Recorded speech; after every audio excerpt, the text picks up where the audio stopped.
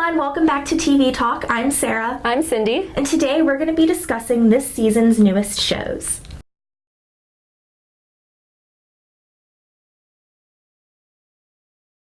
First up, we're going to be talking about Minority Report, which airs on Fox Mondays at 9. And this show is based off of the Steven Spielberg movie of the same name, where it follows these people called precogs who can see crime before it happens, and the government uses them to help solve crimes and prevent crimes.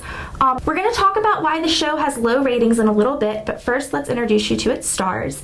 The main precog of the show is named Dash, and he's played by one of my personal favorite actors, Stark Stans.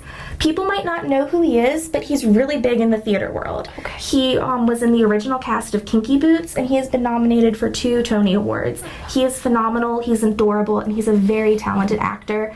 And Megan Good plays Detective Laura Vega. She's a bit of a newcomer on the scene. Sands and Good have okay chemistry, I'd say. Obviously, it's gonna get better. They have to get to know each other. This is just the pilot. But that part was a little rough. People have mainly been critiquing the plot, saying that it's not as good as the movie. I'd have to say I disagree with them, but that's probably because I've never seen the movie. Mm-hmm. So I think this show has a lot of potential for people who have never seen the movie like me. If you're a fan of the movie, you probably wouldn't like it and should maybe avoid it, but the show might not be around because people are saying it might get canceled or might not get a full season, which is kind of sad, so we'll see. My final verdict on Minority Report is give it a chance and stick with it if you haven't seen the movie because it's okay. The next show we're going to talk about is Blindspot, which airs on NBC Mondays at 10. I have not watched this show yet, I'm going to be honest with you, but it focuses on a woman named Jane who is found in Times Square, completely naked, covered in tattoos. She has no idea who she is. Nobody knows where she came from or who she is. But as the show goes on, they find out that the tattoos that cover her body are like a secret map to who she is and some crazy plot to take over the world or do something bad. And I've heard that it's pretty good.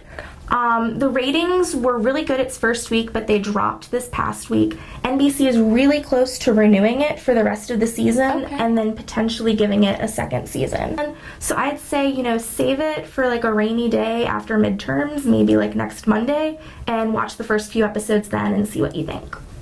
So the next show we're going to be talking about is called Grandfathered, which airs Tuesday nights on Fox at 8 p.m. So this is a short 30-minute comedy. It stars John Stamos, and let's be real, he's a hunk. I haven't seen him in any of his work for a pretty long time, but he is just wow. It also stars Josh Peck from Drake and Josh, as we all probably know, and Christina Milian. Basically, it's about John Stamos' character, who's named Jimmy, and he is this single, bachelor who owns this, really awesome restaurant. So he finds out that he has a son who is named Gerald, which is played by Josh Peck, and that Josh Peck's character, Gerald, actually has a daughter. So he's not just a father, but he's a grandfather, hence the name, Grandfathered. So Gerald's daughter's name is Edie, and her mother is actually played by Christina Milian's character, Vanessa. So this show, I just watched it. I think it's funny. Again, I haven't watched John Stamos or Josh Peck in any work recently, and I think it's just nice to have them on screen. The ratings, I believe, was pretty good, and they got a B- or B+ or something like that. So that's pretty nice. Although I will say that for the premiere episode, I don't know, I think it went kind of fast. It kind of just went really into it. You kind of see John Stamos' character, you see that he owns this restaurant, and he's living alone in his penthouse apartment or something, and then he finds out that he's a father right then and there, and it's kind of oh, that was kind of a bit too quick. And then he actually has some time bonding with his son and with his granddaughter, so it was pretty quick. I don't know. Our next show actually comes on right after Grandfathered. It's called The Grinder, and it airs on Fox on Tuesdays at 8:30. And this show stars Rob Lowe, who is probably one of my favorite actors. I loved him on Parks and Rec, and I just think he's a ray of sunshine in my life. And it also stars Fred Savage. And Rob Lowe plays an actor who played a lawyer on TV for many, many years, and he decides that he's going to come back home and help his brother, Fred Savage, who is a real-life lawyer, practice law. And of course you can kind of see where this is going to go wrong.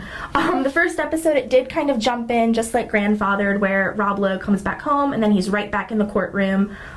It was kind of quirky. It's definitely like an offbeat Fox comedy. Yeah. But that doesn't mean it's bad or anything. It was actually one of the #1 shows in many different entertainment magazines, saying it's like the best show of the season. It was, I think, highlighted as the #1 premiere of this week. So lots of high expectations for this one. I also read somewhere that Jason Alexander from Seinfeld, who is also one of my favorite actors, side note, we took a selfie this summer, he is going to be joining the cast at some point this season. So just like between Rob Lowe and Jason Alexander, I'm super excited. I think this show is good because it's like a 20-minute one that you can like just watch as a study break or something, and it's not going to be one of those ones where you have to watch every week to follow along and keep up with all these intense plot lines. It's just calm, cool fun.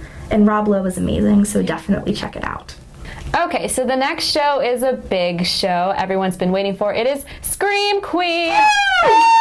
So Scream Queens airs Tuesday nights at 9 p.m. on Fox, and it stars a bunch of people. Emma Roberts, Skylar Samuels, Nick Jonas, Keke Palmer, Lea Michele. So funny. Jamie Lee Curtis, hello, Freaky Friday. It's a big one. I love her. Diego Boneta, all these other amazing stars. I love this show. I think it is hilarious. It just reminds me of like, you know, like Scream parodies. That's kind of basically what it is. It's just so funny. It's probably my favorite like new show of the season, and I was a huge Glee fan. I am a huge American Horror Story fan. I love Ryan Murphy, but I think sometimes his work can be a little polarizing because people think it's too offbeat or too intense and scary, and I think this is the perfect mix and kind of like gateway drug into the Ryan Murphy world because it's got like the quirky characters and the humor of Glee, but because it's like a slasher killer style show, you have that creepiness of American Horror Story, but it's not like so terrifying that you're not going to be able to sleep for the next 3 weeks. Yeah, and this show is basically made for Emma Roberts. She kills it. I love her character. I mean, she's just, you know what she is. Overall, really good show. I really enjoy it. I think I'm excited to see what happens next. Who is the Red Devil? I will say one thing though that I read was that ratings are a lot lower than were expected. But they're saying that it kind of sets the stage for what's called modern viewership, where, excuse me, not many young adults like our age are watching live. Instead, they're watching on demand the next day or watching online, and the ratings like tick up throughout the week. Yeah. So I don't think it's going anywhere despite its like low live rating. Yeah, but I think it's going to be really, really good, and they'll have more seasons to come. We'll see. Definitely. So the last new show that we're going to talk about is Quantico. Another big one, airs Sundays at 10 p.m. on ABC. This is a really big show. I really love it. I really do. I mean, I have to say, though, I had watched the premiere kind of just to watch and not really analyze it, but then after I did go back and see why people are very on the fence with it. So you can go ahead and talk about that. I mean, it's very reminiscent of like every Shonda Rhimes show ever. I kind of see it as a mix of like Grey's Anatomy and How to Get Away with Murder. Yeah. It's got like the sultry drama of Grey's, but the like flashback style, intensity, like serious crime of How to Get Away with Murder. Yeah. The one thing I will say is I thought it left me with too many questions. But this one, it was just like kept throwing things at you, and like one question got answered but nothing else really did. But I'm gonna stick with it because I do think it's interesting and I want to see where it goes, mainly just because I need closure and I want to figure out what's going on. The show starts with this bombing that happens at Grand Central Station, which the main lead actress, Priyanka Chopra, I'm sorry if I'm pronouncing that wrong, her character Alex, she is framed for it, and so the show is basically going to be focusing on her figuring out which one of her classmates is the one who's framing her. And so, like you said, it's, you know, past and present day, so it goes through flashbacks of when they're at their days at the academy at Quantico, and then the present day where they're trying to figure out who actually committed the crime. Everyone's calling it kind of like a Shonda Rhimes ripoff show, like she should have done it and she didn't, which is odd. But there was a lot of action. We don't really get to see who she is, who Alex is as a person, but I feel like throughout the season we'll get to know more of her and see how tough of a woman she'll be. So fingers crossed on that. And I think this show can develop into a really strong one. Yeah, I'm excited though. I mean, I love any kind of like government secret, crime show. Yes. So it's in my book. It's in my schedule. Once again, I'm Sarah. I'm Cindy. Thank you for watching this episode of TV Talk. Make sure to follow William and Mary TV on all forms of social media, Instagram, Twitter, Facebook, and subscribe to our YouTube channel. See you next time. Bye.